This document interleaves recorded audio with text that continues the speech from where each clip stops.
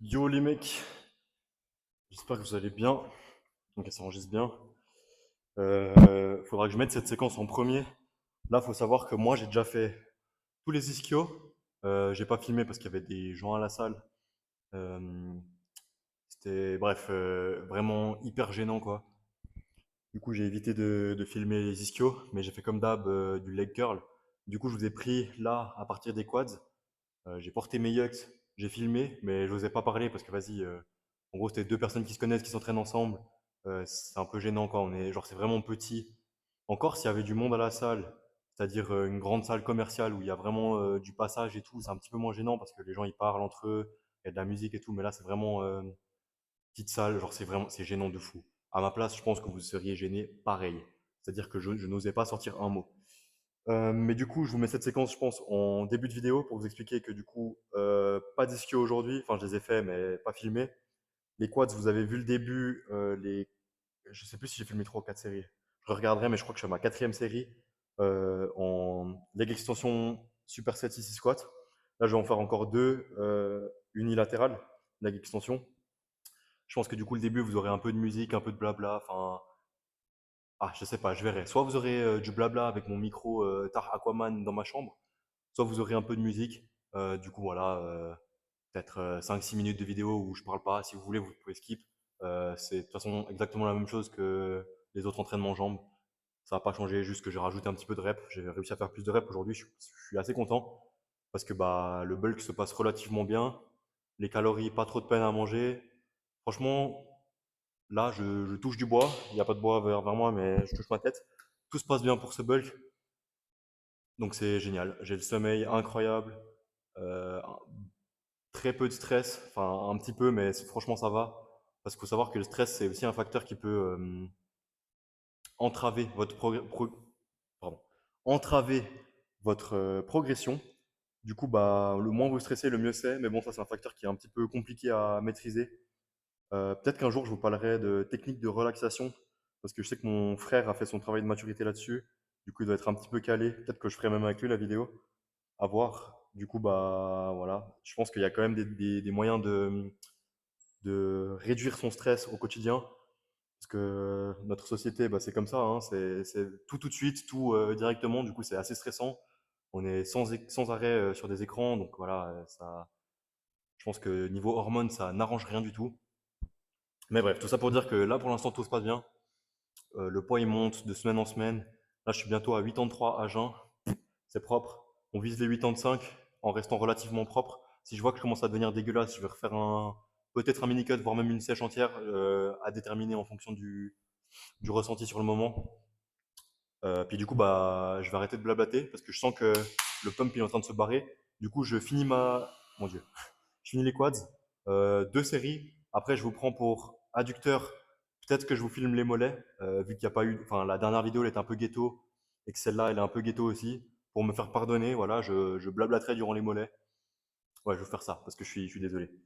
Et puis du coup, demain, vous aurez une petite vidéo un petit peu spéciale, je pense. Si je me chauffe à la faire, il faudra juste que je vois niveau timing, parce que je me barre à. Ça se fait.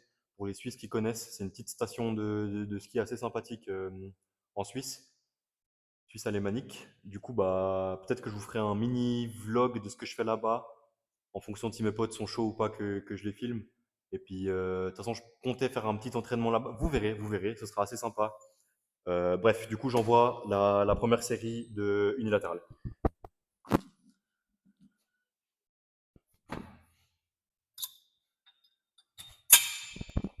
En fait, je suis pire con parce que de toute façon, enfin, cette séquence, vous l'aurez au début de vidéo. Du coup, bah, ça sert à rien ce que je dis là.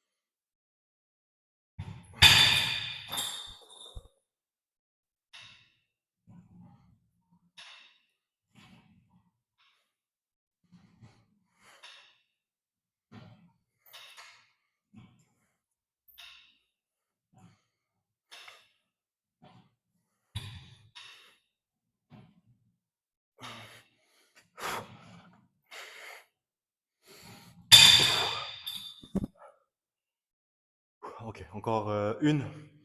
Après, on passe aux adducteurs. Je pense que je vous filme une ou deux séries à voir. Et après, les mollets. Ok, du coup. Deuxième série. Ensuite, on passe aux adducteurs.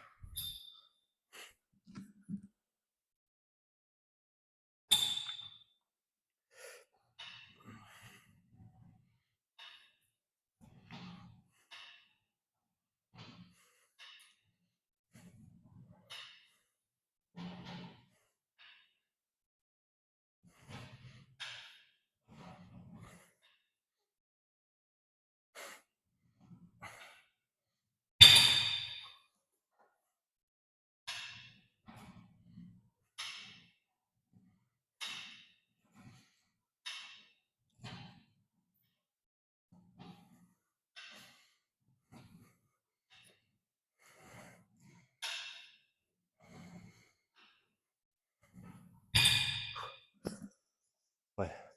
Je sais pas si c'est une différence de force ou une différence de pump. J'en ai aucune idée. Mais vous avez vu là, je pense qu'il y a une différence de pump. À droite, la neuvième, gros caca. Et à gauche, la neuvième, relativement simple. Du coup, je me répète, hein, mais je pense que l'unilatéral, c'est quand même plutôt important. Surtout si vous avez un retard d'un côté par rapport à l'autre, ou alors si vous avez de la peine à progresser, on va dire, d'un côté par rapport à l'autre. Mais ça rejoint le fait d'avoir un retard. Bah là, on voit bien. Bon, je sais pas si c'est pump ou vraiment une différence de force, mais je pense qu'il y a un petit peu des deux. Du coup, bah, c'est mieux de commencer par le côté le moins fort ou le plus pumpé. Mais ça revient au même parce que être plus pumpé, c'est-à-dire que tu as plus de sang, tu as moins de range of motion, même si c'est pas exactement ça le terme. Mais vous voyez très bien, hein, quand vous avez les biceps en feu, vous arrivez beaucoup moins à tendre le bras. Quand vous avez les triceps en feu, vous arrivez beaucoup moins à plier le bras. Euh, un autre exemple, si vous avez les pecs en feu, vous venez là, vous tirez, ça, vous sentez, ça vous brûle. Du coup, enfin, c'est relativement logique hein, quand vous faites une séance pec. Quand vous êtes à votre dernier exo, vous n'allez pas retourner à faire du bench au même poids qu'au début. Vous avez moins de force, c'est logique. Et du coup, tous les mouvements que vous faites, que ce soit bilatéral, unilatéral, on s'en fout, enfin, surtout le bilatéral, il y a forcément un côté des deux qui prend un petit peu plus cher. Que vous le vouliez ou non, c'est pas possible de recruter exactement la même chose à droite et à gauche. Alors, certaines personnes, je pense que la différence, elle est tellement minime qu'on s'en fout parce que c'est des giga chats, ils arrivent trop bien. Mais pour la grande majorité, les moldus comme nous, bah, c'est beaucoup plus compliqué. J'avais déjà expliqué sur une autre vidéo aux jambes, mais si vous faites du leg extension avec les deux poids séparés qui ne sont pas attachés, donc pas reliés par une barre là, mais vraiment indépendants l'un de l'autre, vous verrez que quand vous êtes en train de grinder, vous avez une jambe qui fait comme ça. Tac, tac, tac, tac, tac, tac. Genre vraiment, il y a un espèce de jeu de jambes, j'ai envie de dire. C'est pas exactement le mot, mais vous avez capté. C'est-à-dire qu'il y a une jambe qui pousse plus fort que l'autre. Pour pallier à ce problème, une solution, c'est de faire du coup du unilatéral. Mon explication était hyper longue. Juste pour vous dire, les gars, faites du unilatéral et commencez par le côté le plus faible. Voilà. Résumé. Ouais, ouais. Du coup, je reprends pour les adducteurs. Euh... J'espère que vous n'entendez pas ma musique. Bon, je pense pas, mais voilà. Bon, du coup, cet exo, je suis au courant que le range of motion, il pue sa mère, que c'est vraiment gaze. Mais franchement, là, dans cette salle, j'ai pas accès à mieux. Du coup, je suis, comment dire, j'ai trop fait le pourri gâté quand j'avais accès à des machines de fou. Vous savez très bien de quoi je parle, les machines des fit girls, où elles mettent les deux jambes dedans, écartées comme ça, puis elles resserrent. Franchement, les mecs, si vous pensez que faire cette machine, c'est être moins un homme ou plus efféminé ou quoi qu'est-ce, euh, bah, vous avez vraiment un cerveau de primate, voilà, je le dis. Parce que cette machine, elle est vraiment grotesque. Ça vous rend les jambes tellement plus belles. En fait, si vous voulez pas avoir des cure-dents, en fait, le problème de la majorité des gens qui se plaignent qu'ils n'ont pas de jambes, c'est pas qu'ils n'ont pas de quads, c'est pas qu'ils n'ont pas d'ischio, même si ça peut arriver, hein, forcément. Euh, Bah voilà, enfin, on n'a pas tous les jambes à. Il y a qui a des jambes énormes? À Samson Dauda. Euh, mais ce qu'on peut tous faire, c'est faire plus les adducteurs. Parce que les adducteurs, ça donne vraiment cet effet plein à la jambe ici.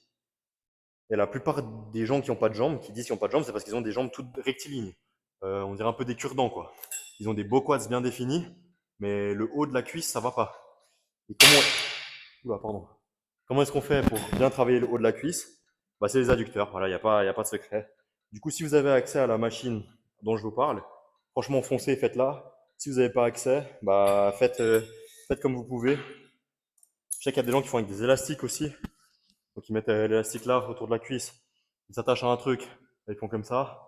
Au final, c'est le même mouvement. Il y en a juste qui sont plus pratiques que d'autres. La machine est beaucoup plus pratique que le reste. Mais bon, on fait avec ce qu'on a. Il faut savoir s'adapter, c'est un petit peu important. Je le dis beaucoup, mais c'est réel. Parce qu'on n'est jamais à l'abri de.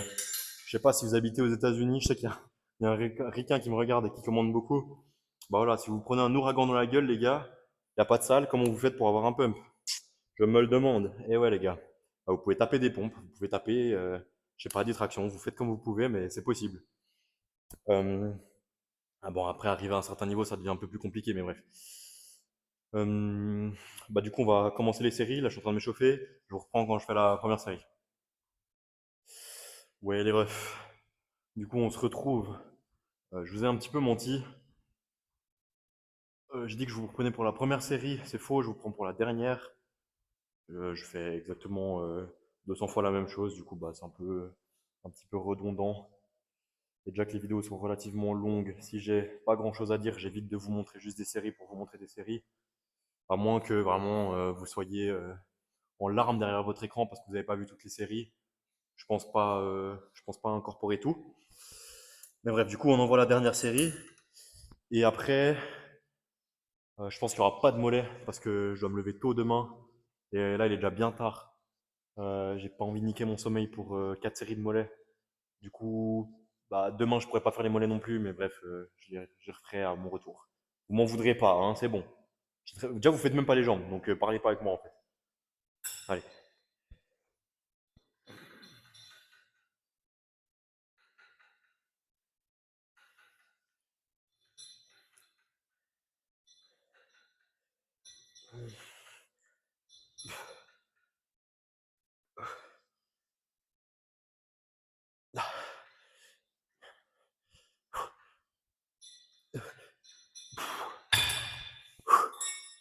Ah, putain, de derrière, si jamais j'étais pas en train de me toucher les couilles, je me touchais l'adducteur. Hein. Voilà. Juste pour qu'on soit sûr qu'il n'y ait pas de choses bizarres entre nous. Voilà. Allez.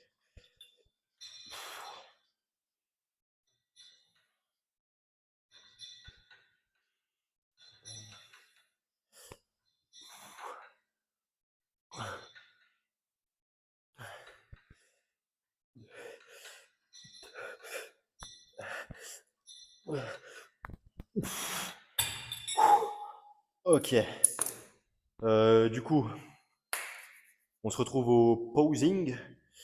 J'ai juste enlevé mes petites chevillères de fit girl là.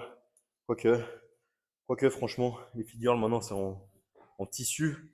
Moi, c'est des chevillères tard l'époque de Molière, tard l'époque de Perceval, en cuir. Mais bon, bref. Du coup, on se retrouve au posing, les mecs, à tout à l'heure.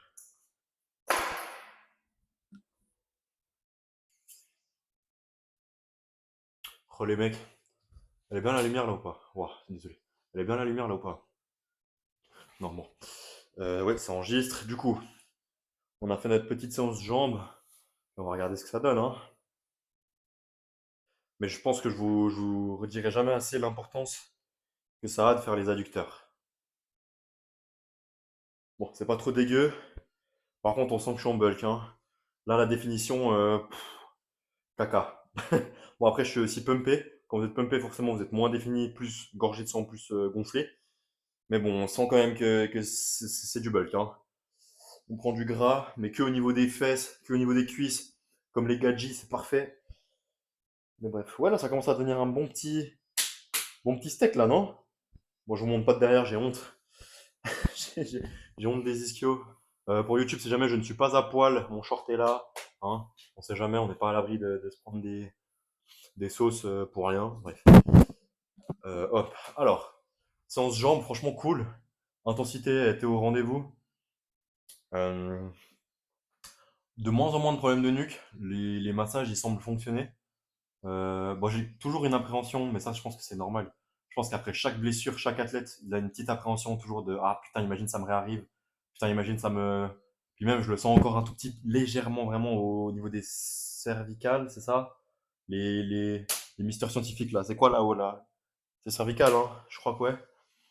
Mais du coup, bah, je le sens encore un tout petit peu. J'ai essayé de masser beaucoup plus là-haut là, parce que je me suis surtout focusé sur les. Focusé. Ok, le franglais. Je me suis surtout focus, voilà, allez vous faire foutre. Je me suis surtout focus sur les trapèzes, parce que je sens que j'ai des nœuds dans les trapèzes. Enfin, je sais pas, c'est bizarre, genre, ouais, comment on dit? Ça crunch un peu là. Ça fait genre, je prends une balle de tennis, je la fous derrière mon dos et je m'appuie dessus comme ça, comme un ours un peu. Puis franchement, ça fait quand même relativement du bien. Enfin, ça fait mal, mais je sens qu'il y a quand même une petite libération. Du coup, c'est cool. Je vais revoir mon physio dans pas trop longtemps, voir ce qu'il en pense, lui, si c'est vraiment des nœuds ou si c'est je raconte n'importe quoi. Mais bref. Ce que je veux dire, c'est que ouais, je pense qu'après chaque blessure, tous les athlètes, ils ont une petite appréhension, n'importe laquelle que ça peut être, hein. Moi, j'ai pas vraiment la ref d'autres. Je me suis jamais réellement blessé au sport, en fait. Enfin, je me suis déjà fait des entorses et tout, mais ça, franchement, enfin, j'ai jamais eu peur que ça me réarrive parce que bah, je faisais des sports soit de contact, soit où genre il y a des changements de vitesse, ou alors des trucs extrêmes, genre là, je faisais de la trotte à l'ancienne. Euh, je sais pas si j'ai encore des clips de moi. Peut-être que un jour je vous les ressortirai si ça vous chauffe. Mais ouais, j'avais un tout petit niveau vraiment, hein, j'étais pas ouf, mais voilà. Mais du coup, ça c'est un sport, tu te blesses tout le temps. Enfin, c'est comme ça que je me suis pété le bras d'ailleurs, en trotte, en faisant un rail down au-dessus de marche en front fibble, enfin front board du coup. Je l'avais mis, mais j'avais pas filmé. Du coup, je me suis dit, bon, allez, c'est bon, je le refais, tranquille. Je me suis lancé, je suis parti en blend comme un baltrou, je me suis éclaté. Bon, ceux qui font pas de trotte, je suis désolé, vous avez rien capté, mais en gros, je me suis éclaté. Vraiment en avant. Et puis, du coup, ça, en trotte, après, j'avais un petit peu d'appréhension quand je faisais des rails en descente. Donc là, exactement la même situation que là où je me suis pété le bras, mais c'est passé quand même relativement vite. Et c'est surtout parce que j'étais plus grand. J'ai l'impression qu'avec l'âge, on a de plus en plus d'appréhension de se blesser. Et puis même, j'ai l'impression qu'une chute, maintenant, ça fait 1000 fois plus mal qu'avant. Des fois, je fais, je sais pas, de la luge avec mes potes, je tombe, j'ai mal pendant 2 semaines. Genre, j'ai le dos en compote, je suis un gros caca, quoi. Parce que quand j'étais petit, je faisais que de tomber, mes genoux ils étaient en sang en permanence, j'avais plus de coude, j'avais presque plus de peau sur le bras, tout allait bien. Maintenant, j'éternue, j'ai une entorse aux côtes, quoi. C'est à la limite, quoi. Mais bon, voilà. Du coup, quand j'étais petit, j'avais beaucoup moins d'appréhension, je pense. Beaucoup moins de crainte de me refaire des entorses. Mais là, laissez tomber, hein. Je pense que si je refais du squat, je vais me chier dessus, mais d'une puissance. Enfin, du squat lourd, j'entends, hein, parce que du squat à 60 kilos, bon, bah voilà, quoi, c'est pas que c'est pas lourd, mais bah, enfin, j'ai fait beaucoup plus, donc voilà. Mais ouais, bah, j'espère que cet aspect mental-là de ma vie va quand même pas m'empêcher de m'entraîner avec une intensité comme celle que j'avais avant que je commence les vidéos. Ce serait un peu relou. Mais bon, pour l'instant, je m'en plains pas parce que pour un retour de blessure, franchement, ça va. Ça aurait pu être pire, on va dire ça comme ça. Et puis, je fais toujours des gains, donc smerly, comme on dit. Franchement, tout va bien. Du coup, demain, on se capte sûrement pas. C'est pas 100% sûr. Ça dépend de si j'arrive à la monter assez rapidement, la vidéo. Mais on se capte pour un espèce de mini vlog slash bras, ou alors que bras. Je sais pas, je verrai comment je fais la vidéo. En fonction aussi de mes potes, s'ils sont OK d'être filmés ou pas. Bref, on verra. Mais du coup, bah, on se capte très sûrement demain. Pas à 100%, mais très sûrement demain. Et puis voilà quoi. Du coup, les gars, je vous souhaite une bonne séance, une bonne soirée, et je vous fais plein de bisous.